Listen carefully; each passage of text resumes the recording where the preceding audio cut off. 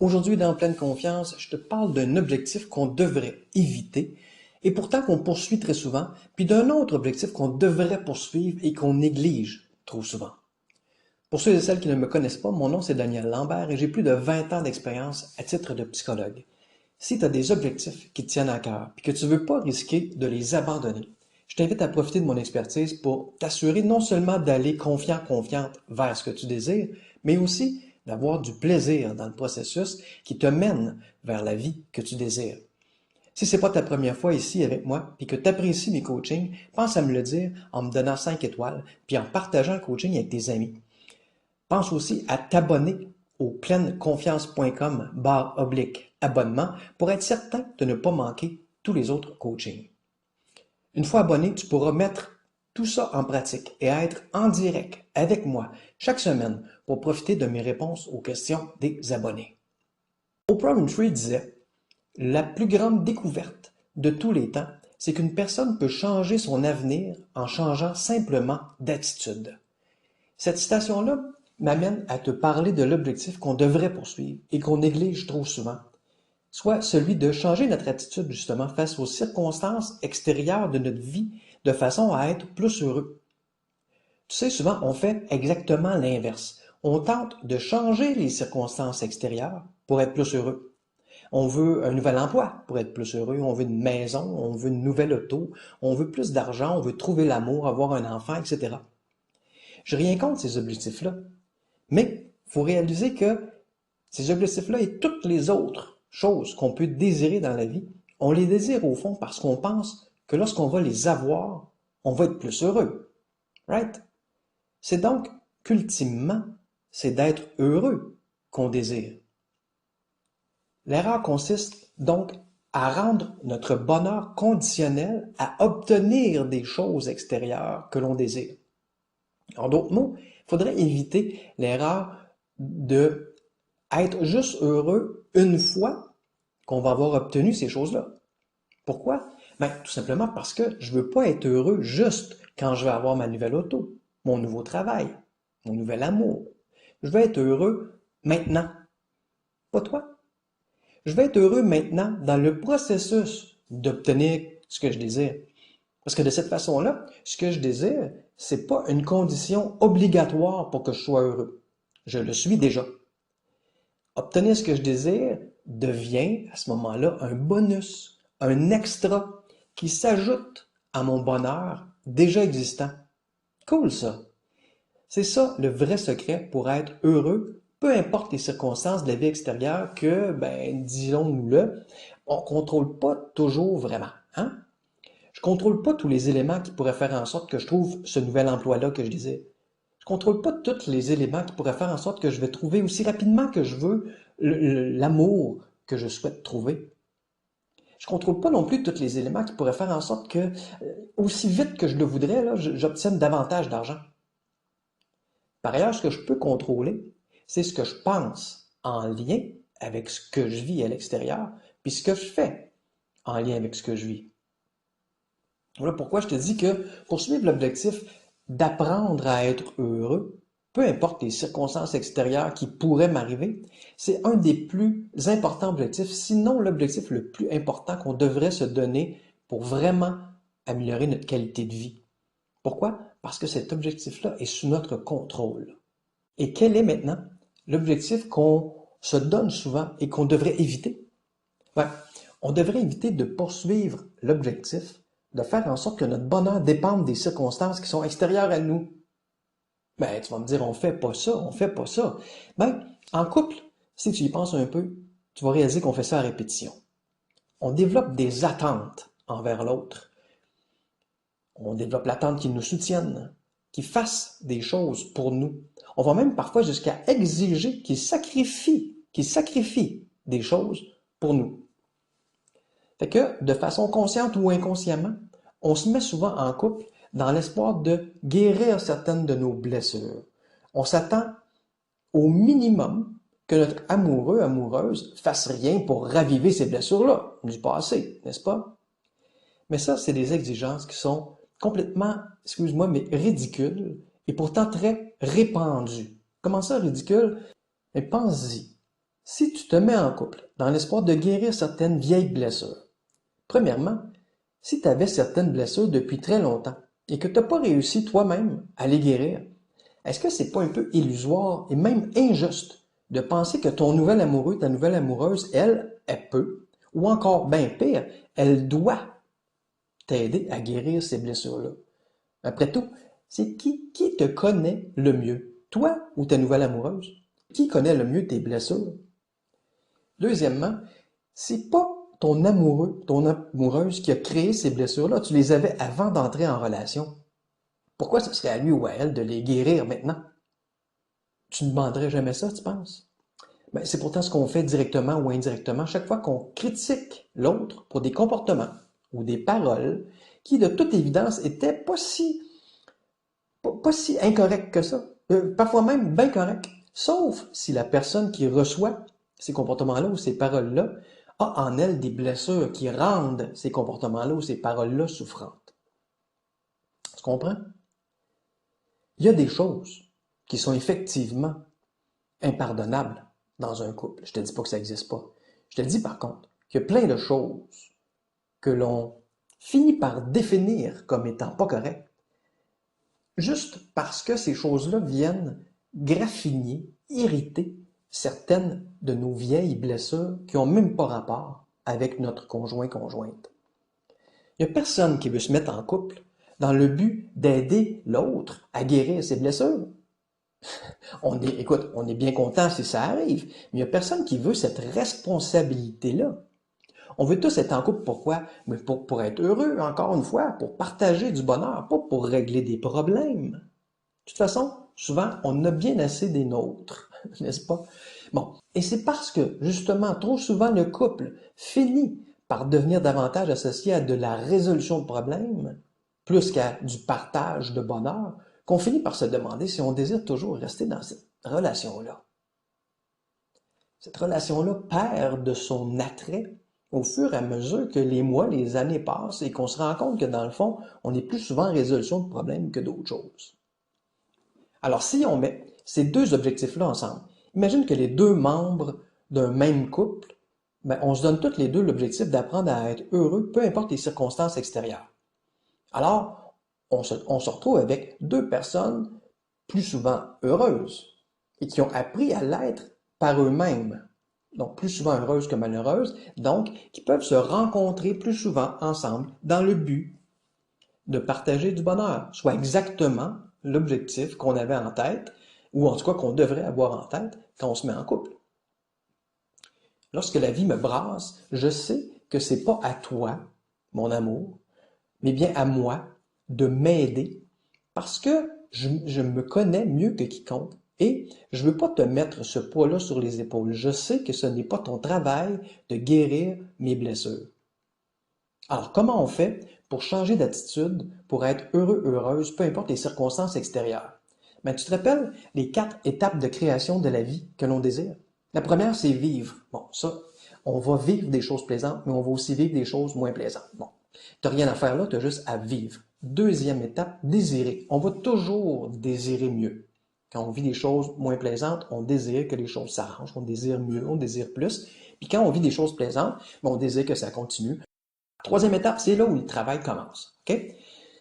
C'est là qu'on devient soit collaborateur de ce qu'on désire ou saboteur. Ce dont il faut se rendre compte, c'est que peu importe si on collabore ou si on sabote nos désirs, on le fait par la simple force de nos pensées. Comment ça? Soit qu'on va penser que ce qu'on désire, c'est très possible, alors là, on va vivre une émotion positive, soit on va penser que c'est pas tant possible, on va avoir des doutes, puis là, on va vivre une émotion négative. Mais dans les deux cas, c'est des pensées, donc une création de notre propre mental. Hein? Notre entraînement pour changer d'attitude va donc consister à prendre conscience de nos doutes, de notre invention, création mentale, puis de ne pas se laisser enchaîner par ces doutes-là.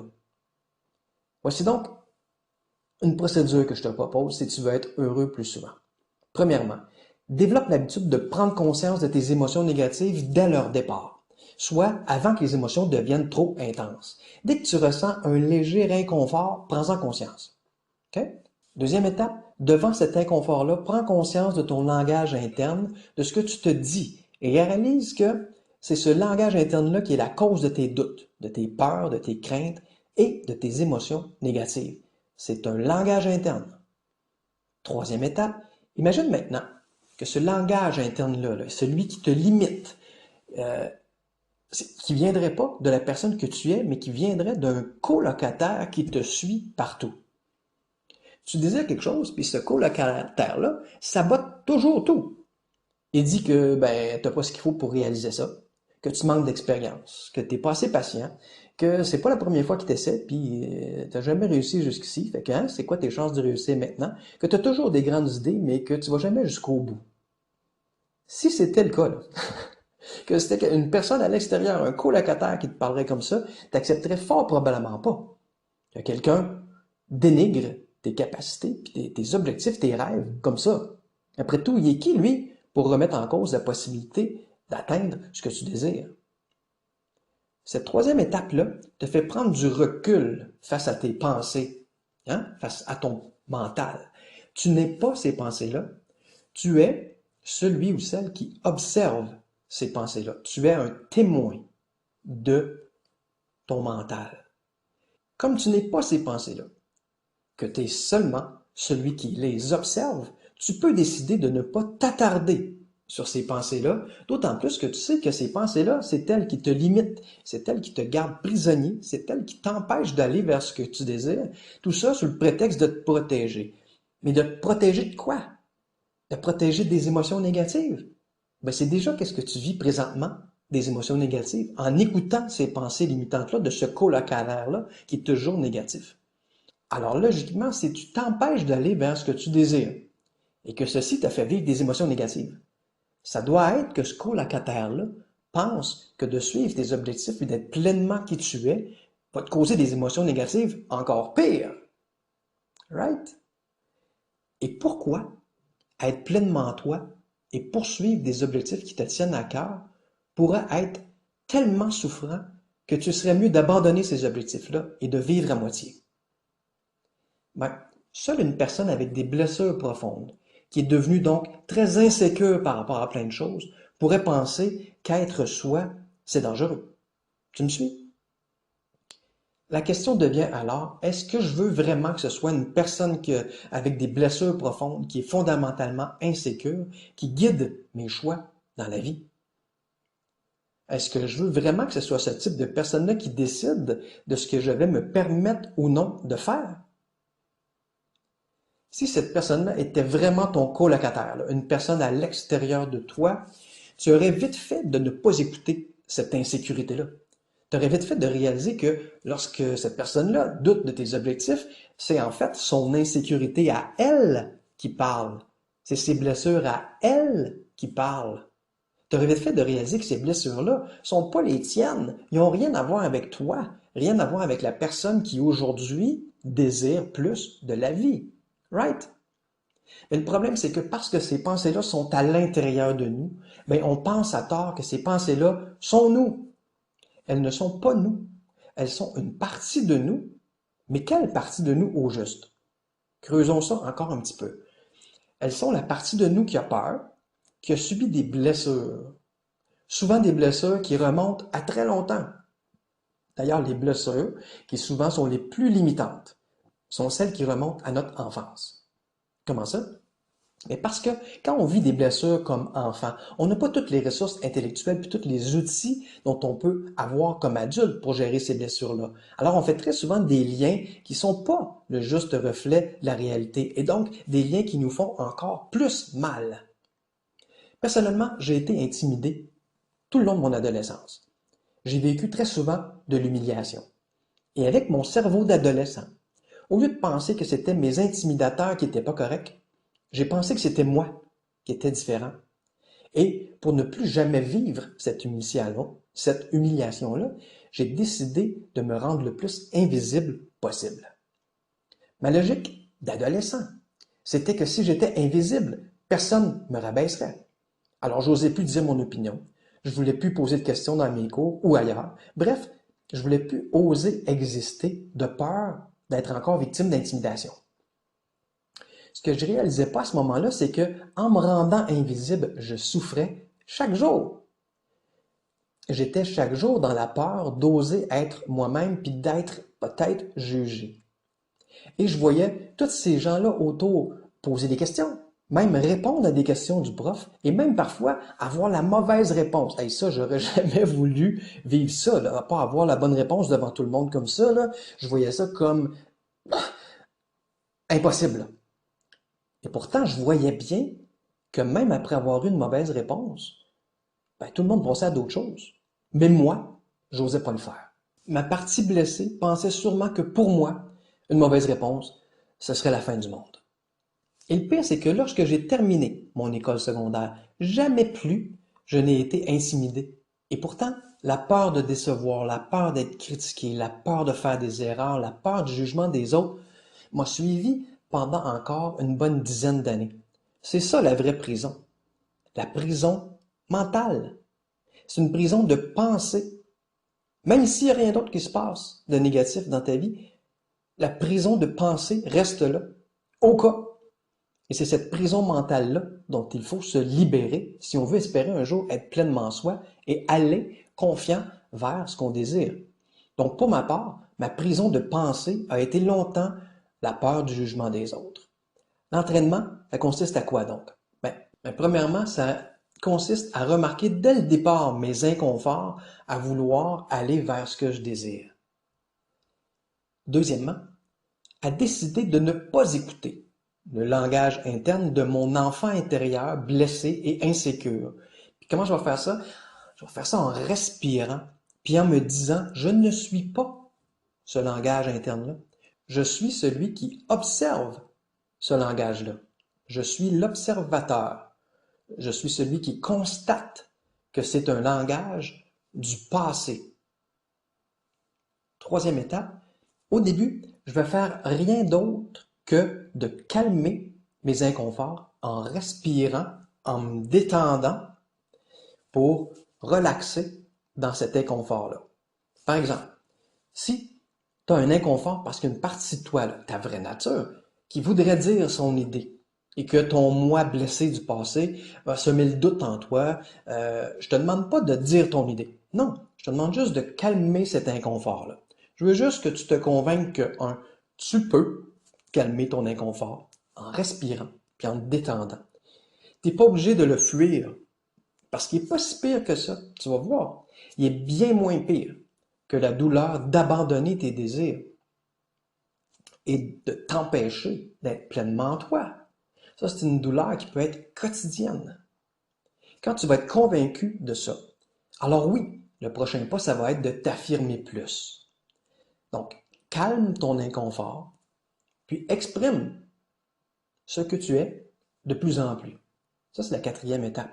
Mais assure-toi d'avoir bien maîtrisé la troisième étape. Juste de calmer tes inconforts. Tu n'es pas obligé de rien changer d'autre, de rien faire comme pas supplémentaire. Calme tes inconforts. Quand tu es rendu à l'étape 4, de faire des petits pas, c'est que tu n'es déjà pas pire pour calmer ton inconfort. Fait que ça va être pas si dur que ça de faire tes pas. Commence avec des petits pas. Par exemple, si tu es quelqu'un qui est très timide, comme moi je l'étais, ose dire bonjour plus souvent. Ose faire un compliment. Ose donner ton opinion sur des sujets au début là, anodins, généraux. Là. Puis ensuite, de plus en plus, d'exprimer tes idées, tes sujets, sur des sujets qui peuvent être peut-être un peu plus sensibles. Chaque fois, calme ton inconfort en respirant, puis en détendant tes muscles, et en prenant de la distance par rapport à ton langage interne négatif. Je ne suis pas ce langage. Je suis celui qui observe ce langage, puis qui décide de ne pas l'écouter parce que ce langage-là le limite.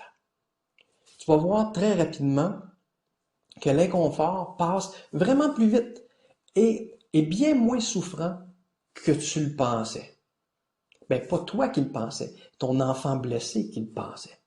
Tu vas voir que tu vas sentir cet inconfort-là pour de moins en moins de choses. Puis que cet inconfort-là que tu craignais tant, ben que la partie de toi qui craignait tant, là, ta partie blessée, souvent de ton enfance, mais c'est bien moins pire, cet inconfort-là, que la souffrance de rester dans ta prison mentale, puis de t'empêcher jour après jour d'être qui tu es, puis d'aller confiant vers les objectifs qui te tiennent à cœur. Ça, c'est la vraie souffrance. C'est ce qui t'attend. Cette libération-là, si tu t'engages dans cet objectif-là, un des objectifs les plus importants que tu puisses poursuivre, soit de développer ta capacité à être heureux, puis à aller confiante vers ce que tu désires. Si tu aimerais aller plus loin, avoir accès à tous mes coachings et surtout mettre tout ça en pratique avec nous dans un groupe privé où chaque semaine je réponds à tes questions pour t'aider à transformer tes insatisfactions en moteur pour aller vers plus, clique simplement sur un épisode avec un cadenas et inscris-toi.